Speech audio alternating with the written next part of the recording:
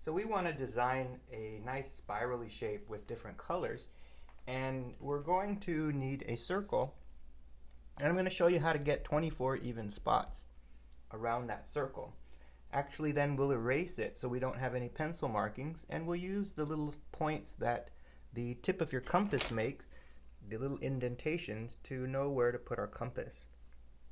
So we're going to start with a new sheet of paper, and we really want to make sure that when we do this, we find the center of our paper so that we can have an even design. And then we also want to consider how big to start off our compass.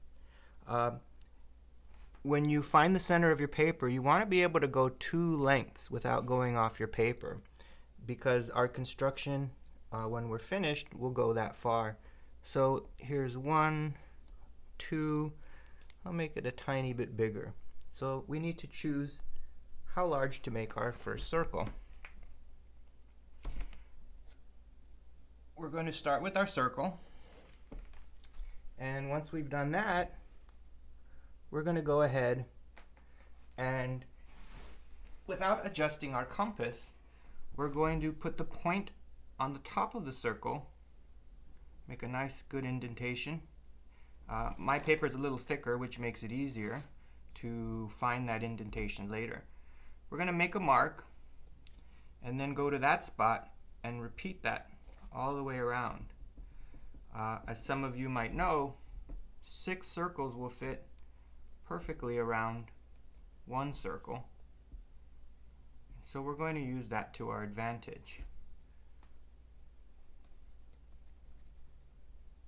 Now, a lot of times in demonstrations we'll go a bit quicker than we would, but normally you want to be very careful. The more careful, the more accurate the spacing and your markings will be. So the next step is we want to find the distance in between these 2 points. So I'm going to adjust my compass to what appears to be a little bit more than half, and I'm going to make an arc, then go to the other side and repeat that. And it's going to find our center, or bisect these, the distance between these 2 points. So I'll take my ruler and line it up here and here, and this will give us the center right there. So you can mark it with your pencil, but I'm going to erase the pencil markings in a moment before we use our markers. So now we want to readjust our compass back to our starting size. So I'm going to readjust my compass, and I'm going to repeat the same process we just did. I'm going to put my point here now in the new spot we found, and I'll make a mark, go to where that mark is with my point, make another mark, and go all the way around. Now if you wanted to do a very simple design, you can do this with 12. I just think the more lines we have, the more circles, the better it's going to look. So make sure you push the point of your compass into each of these spots. We're going to find these spots and use them later. We need to do this process one more time. Now we have 12 even spots. We want to make 24. So I'm going to find the distance in between these 2. So I'll reduce my compass size, and I'll make an arc. I'll go to the other point and make another arc. And again, line up my ruler to find the center point. And it is right here. And you can mark it if you'd like. Now I'm going to readjust my compass once more to the starting size of the original circle. I'll put the point of the compass in this new spot and go around, make 6 marks.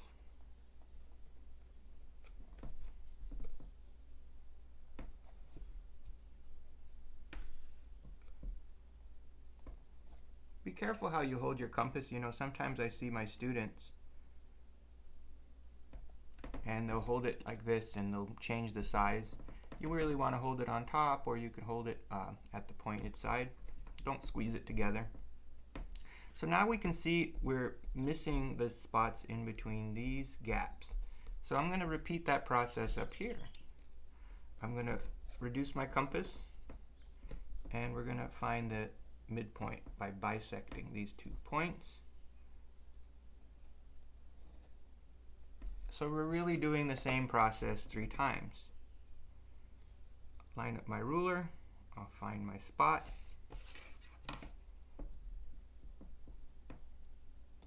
and again I'm going to readjust to the original size, kind of marking it to check if it's the same, and we're going to go around our last time so that we have 24 even spots. Sometimes people say, how can you do this? It takes so much patience. And the thing we want to remember is the best way to get patience is practicing patience. So we have 24 even spots around here, and because of the point of our compass, we can actually see each position or place we're going to put our compass. So I'm going to do my best to now erase these markings so they don't come up when I use my marker. Now you can pretty much still see the markings. You can see the holes where I'm going to place my compass. So the last step now is to use our markers. So I'm going to put in a marker. I'm going to put the point in the center of our first circle and adjust and make sure it's the original size. And I'm going to start on the top, and I'm going to make a circle, and I'm going to do that 4 times with each color and go all the way around. Let me show you what I mean.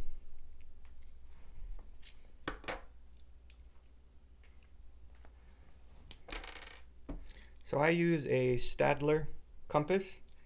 I am not affiliated with them, but I find they have a good product, and it allows you to adjust the size. You could use pencils, pens, some markers, so it's pretty handy.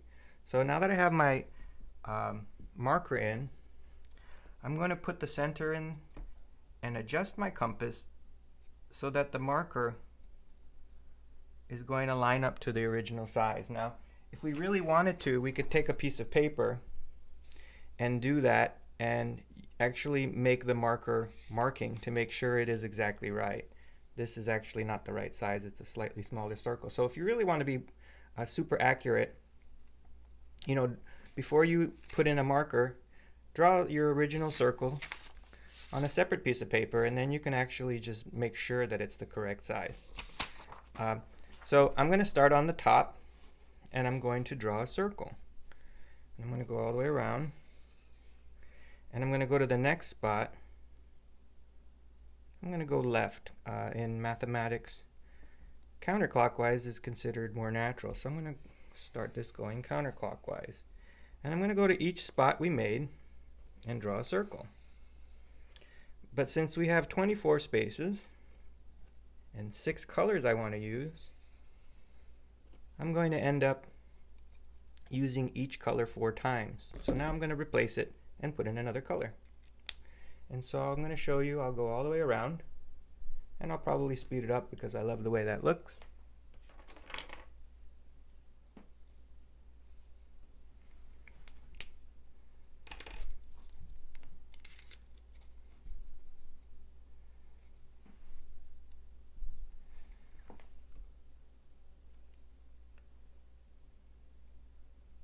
One thing you're also going to notice is the center is going to turn black, and black is all colors combined.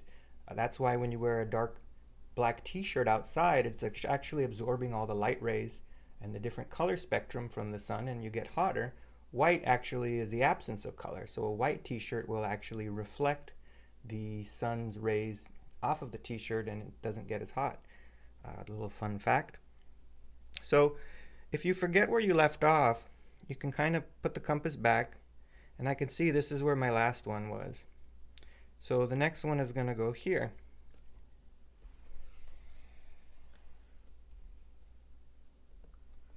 And you'll notice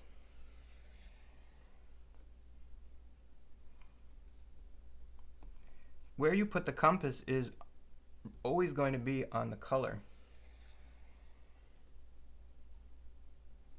on one of the stripes or circles we drew.